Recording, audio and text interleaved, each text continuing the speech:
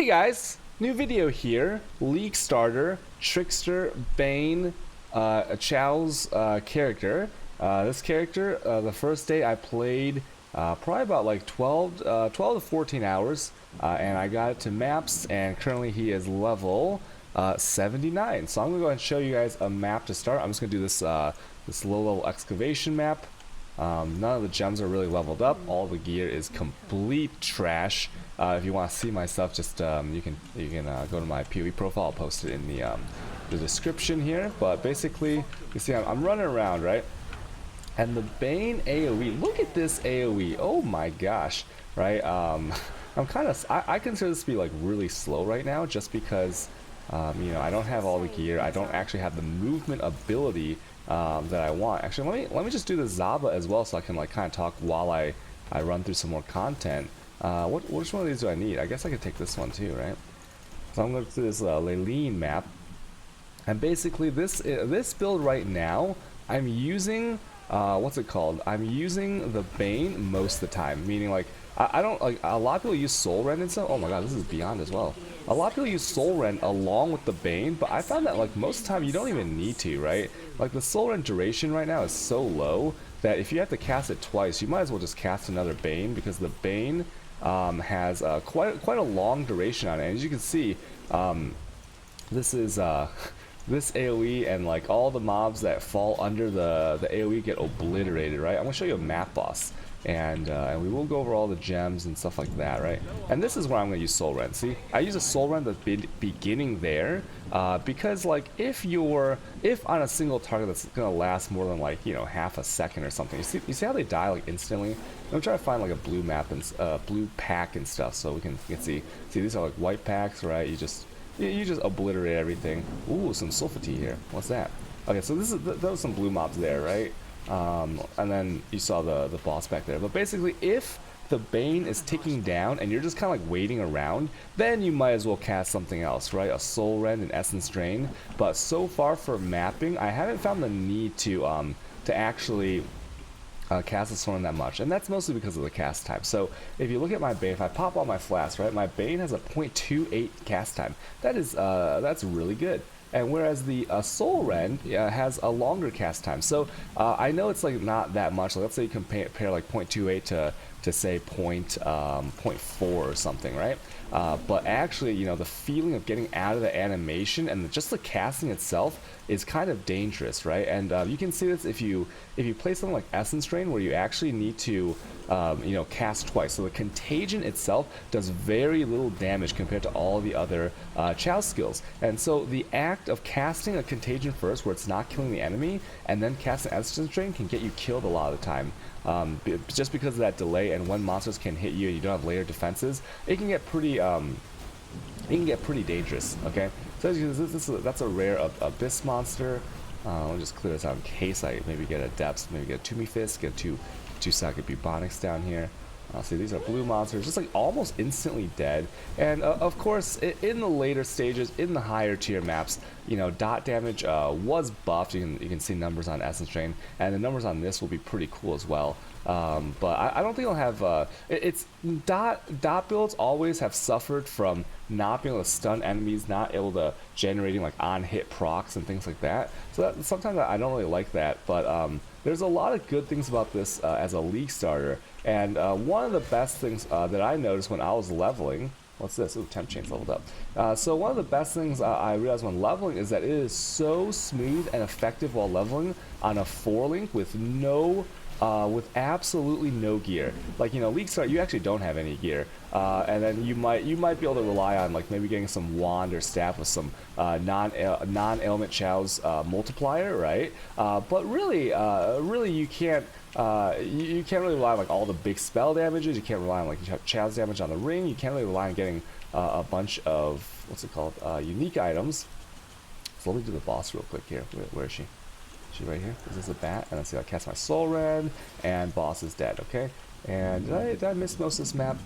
We'll go a little bit more into it. So leveling. This was one of, if not the best and smoothest leveling experiences that I had. Like, it just killed everything. You really didn't even need to cast anything else. And I think that it helps because of like the way you get the skill, right? So you get the skill at in Act 3, and along with the skill you also get Despair, right? And then so you'll remember that Despair is kind of like a double whammy, kind of like Efficacy, where it multiplies itself in a sense, right? Like imagine you have 2 support gems that say 1 point or 20% more, then it's actually like what, like 1.44 and not 1.4, right? And it's the same thing with Despair, because Despair is like the challenge damage minus resist, but then it's also the I think it's like increased dot taken, right? And if you don't have any of the taken modifiers, that's like a true more multiplier. And so the way you get it, it's essentially a 3-link when it's a 2-link. Does that make sense? So when you get a 4-link, it's actually a 5-link. So very smooth. I'll show you some surprises that I'm doing with this linkages that you might find interesting. So I finished this, I fast forward this, let's kill some mobs, and we go into the, ooh, 6 socket by the way. And let's get out of here, right? Collect our loot. This leveled up again. Any mirrors? No mirrors today? Okay, feels bad. And then kill these blue mobs. Look, there's 1 cast. Ooh, Superior Dasher, very nice. Yes. Alrighty then. And so that's the map. Okay, now we can go a little bit more into it, and I'll tell you how the league start went and how like the build feels and more of the in-depth concepts here. So how does Bane work, right? Bane is, let me show it here, because up there at the cast that looks kind of weird. Okay, so look at this AoE right here. I mean, I'm out of mana right now, but it is massive. And the way that the Bane works is it is an AoE. It is an AoE kind of like Contagion. You can think of it as an instant dotting AoE. Like right when you cast it out, the damage is ticking. It is relatively high at max level. I believe it's like 1050. So it is like 600 dot damage less than Essence Drain, and also the duration. This debuff right now lasts 5.36 seconds, so pretty good duration in terms of being able to kill all the enemies in 1 cast. And the thing that makes this skill unique is that initially it has okay AoE. It scales to up to I think up to +3 AoE at maximum level, so the base AoE is not too shabby, I guess, but the thing that makes it unique is that it is affected by curses. So I think at maximum level, each curse you link to the Bane, right, just as you would link a support gem, does 47% more damage. And so what that means is that essentially you can use any curse you want as a 40+% more multiplier, right? Now they stack, so the more curses you do, the less effective it is, because once again support gems multiply with each other, so the percentages are actually a little bit more than they appear. And then sometimes there's not double dipping, but stacking in a way that is more beneficial than the additive bonuses, for example efficacy and despair and things like that, right? And so you are basically just casting this. Everything under the AoE will get hit and start taking damage. It doesn't hit, right? So you cannot trigger on hit abilities. You cannot leech from this ability, just like Essence Drain. Well, Essence Drain gives you some regen, but that doesn't really count. And you can kind of see on here, there's also like there's duration per curse applied. So if you do want to apply 2 curses, then you're gonna get a little bit more time on the dot ticking. And also the skill itself just looks amazing. I mean, like you can't see it here, but let me go down here again. I mean, look at that purple, those purple lines. This is amazing MTX. Not even MTX, right? It's just amazing base skill, and maybe in the future, like you know, for Contagion and stuff, they got like the MTX packs, hopefully, right? So what did I do when I leveled this character? I went Trickster, and the reason I went Trickster is just because it was quality of life leveling up and damages and speed, and I'm going to be a runny boy in this build. Later on, I will go Queen of the Forest once I can get 45,000 evasion in total with my flask up. And so as I was leveling, I went Swift Killer first, because having Power Charge, Frenzy Charge generation, when they both give you big damages for free, essentially, when you're mapping, is amazing. Not having to worry about getting overcharged here, or getting any kind of nightmare dream jewels, or getting any kind of like curses on hit and things like that to get your charges is wonderful. So I took this, and so it's essentially big damage, big cast speed, when you are leveling up. So I think this is by far the absolute best first 2 points for your leveling Ascendancy. And then I went down to Patient Reaper because it's still big damages and the recovery is nice, right? Because like when you have a slow cast speed, when you're leveling up and you're casting other things, the cast time is when you're going to get hit. Once your dot is ticking, these monsters are going to get wrecked, right? You're still going to hit sometimes, but this will mitigate the intermittent hits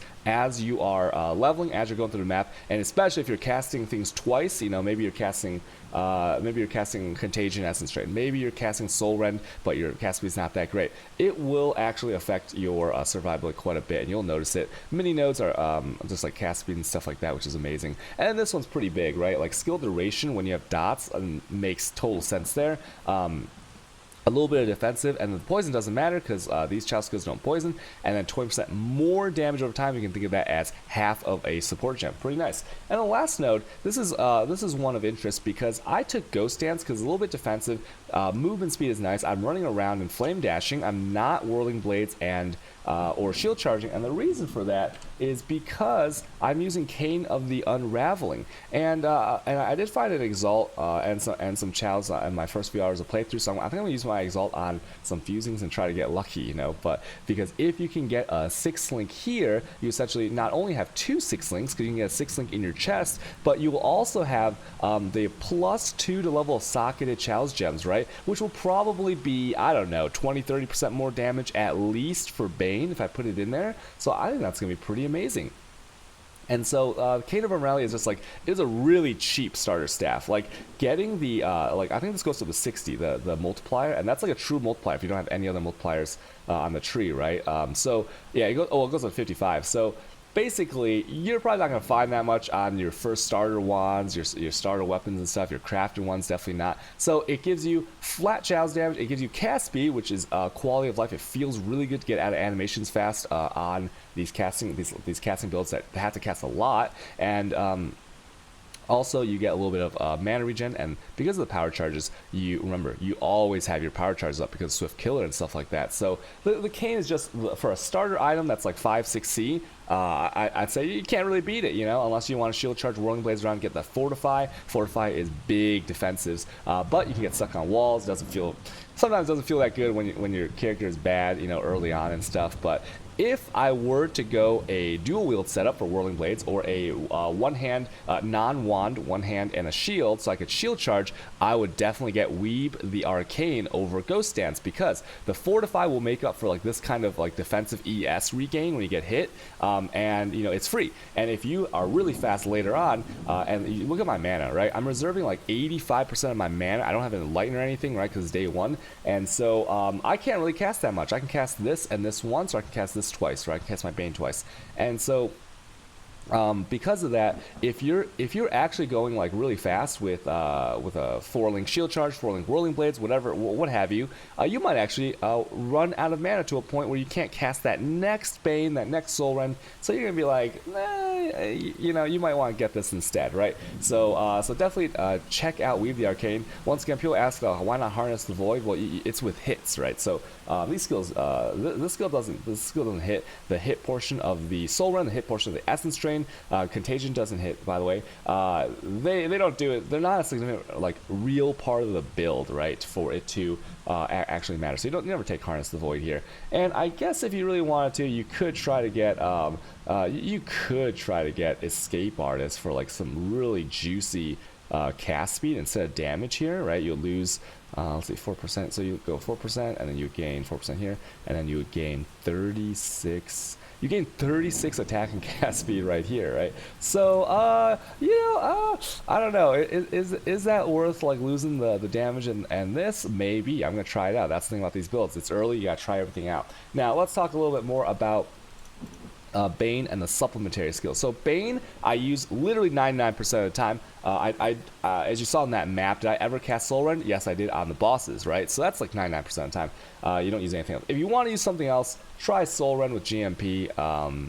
Try Essence Drain 4-linked. You know, it doesn't really matter. If you're gonna, hey, look at this guy with the PMA, positive encouragement. Okay, if you're gonna use, I would say, staff, right, can be a 6-link, then you can have another 6-link in your chest. So why not 6-link Bane, 6-link Soul Ren GMP? You know, you could try it out. Why not? It doesn't really matter. They're all good. Maybe try Soul Ren because it's new. It looks cool. Automatic pierce and stuff, right? So that's really good.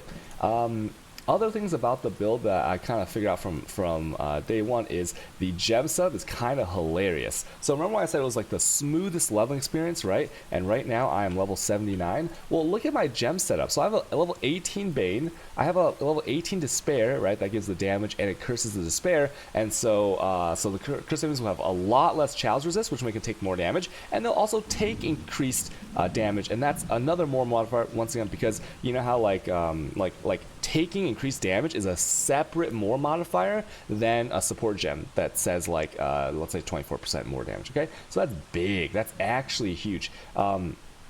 And then, I mean, the damage with hits doesn't matter at all, okay? But Despair is really good.